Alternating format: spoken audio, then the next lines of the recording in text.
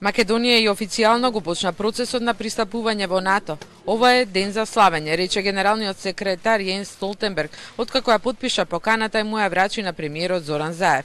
Свесен дека иако компромисот не бил лесен ниту за Македонија, ниту за Грција, тој е важен за целиот регион. По славењето Македонија ја очекуваат тешки месеци до полноправно членство во Алијансата. Once all your national procedures are completed and all NATO allies have ratified your accession, you will become the 30th member of this alliance, with a seat at our table, with an equal voice in our discussions, and an equal vote in our decisions, and the security that comes with being part of the world's most successful military alliance. That will be a proud and important day for your country, for your region, and for NATO. Премиерот Заев во славеничко расположение поканата ја смета за признание на работата на сите политичари пред него и на институциите во државата, но и дека е потик за решавање на сите спорови на Балканот.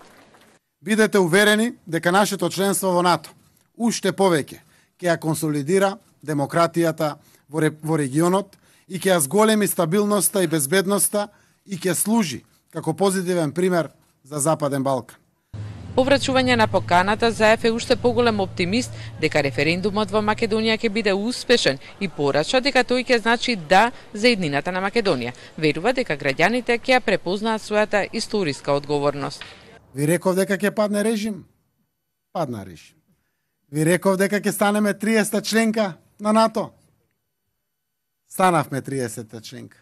Ова пенкалото, целиот период, не движи сите нас. Режим падна со пенкало, еве денеска пенкалото пак го употребивме.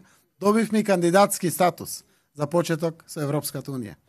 Јас верувам, како што реков, до небото. До небото во нашите граѓани. И добивме датум за преговори со Европската Унија. Таа верба ме носи. И апсолутно ни по точка разно не размислувам дека нема да успее референдум. Ќе успее и ќе биде пример и нова порака на охрабрување на сите во регионот, дека има народи, нации, граѓани, мултиетнички општества кои што толку силно веруваат во својата иднина и толку голема одговорност чувствуваат за генерациите што доаѓаат. Ќе се исправат пред историскиот момент и ќе ја донесат одлуката. Тој жали што претседателот Иванов ја пропуштил можноста да честита за поканата од НАТО и да им даде шанса на граѓаните.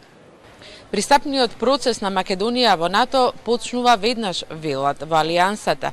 Првиот тим пристигнува во Скопје веќе кон крајот на јули, а на есен и официјално ќе почнат преговорите. Колку брзо Македонија ќе стане членка на Алијансата, ќе зависи колку брзо ќе биде имплементиран договорот за името и во Македонија и во Грција. За Телма од Брисел, Сања Васич.